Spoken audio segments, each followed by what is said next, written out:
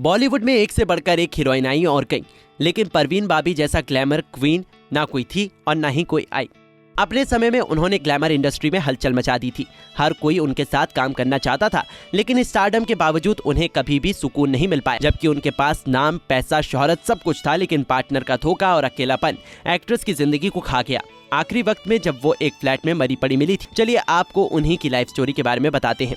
गुजरात के जूनागढ़ में एक मिडिल क्लास मुस्लिम फैमिली में जन्म परवीन एक मॉडर्न टीवा थी। जिस समय हीरोइनें सिर्फ साड़ी और सलवार सूट पहनती थी, उस समय शॉर्ट स्कर्ट पहनकर परवीन ने कहर मचा दिया था। परवीन इकलौता बच्चा थी और शादी के 14 साल बाद हुई थी। वहीं से उनकी स्कूलिंग हुई। मॉडलिंग के दिनों में परवीन बाबी अहमदाबाद यूनिवर्सिटी में अपनी पढ़ाई भी पूरी कर रही थी। वहीं पर उन्हें निर्माता निर्देशक BR इशारा ने देखा था।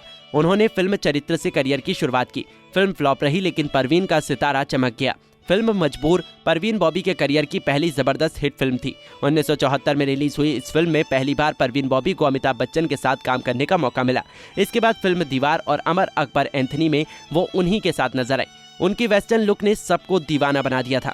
कालिया, क्रांति और आहिस्ता आहिस्ता जैसी सुपरहिट फिल्मों में एक्टिंग की। इसके बाद फिल्म नमक हलाल परवीन बॉबी के फिल्मी करियर की एक और सुपरहिट फिल्म साबित हुई।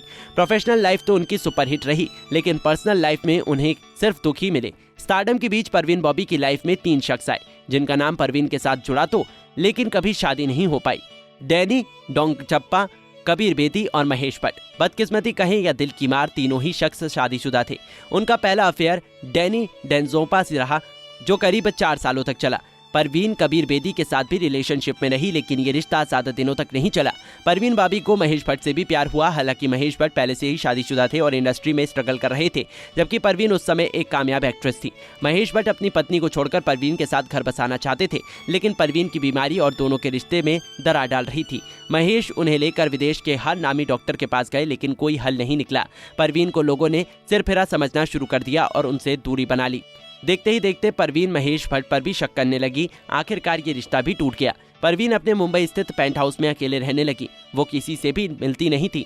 जीवन भर सच्चे प्यार को तरसती रही। परवीन बॉबी 22 जनवरी 2005 को मुंबई के जुहू स्थित अपने फ्लैट में मृत पड़ी मिली। परवीन के घर के बाहर दूध के पैकेट और अखबार पिछले 2 दिनों से जैसे के तैसे पड़े हुए थे। परवीन डायबिटीज और पैर की बीमारी गैंग्रीन से पीड़ित थी, जिसके चलते उनकी किडनी और बाकी अंग खराब होने लगे थे।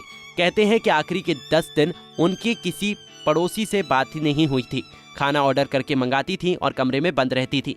बॉलीवुड की बुलंदियों को छूने वाली परवीन आखिर में एकदम अकेली हो गई थी। परवीन का अपना कोई परिवार वाला भी नहीं था। यही वजह है कि परवीन ने अपनी वसीयत परिवार वालों को ना देकर 80% हिस्सा गरीबों के नाम कर दिया था। परवीन जो आखिर तक अकेलेपन से ही जूझती रही, जिससे भी प्यार किया वो छोड़कर चला गया। पार्टनर की चाह ने परवीन को अकेला और बीमार कर दिया।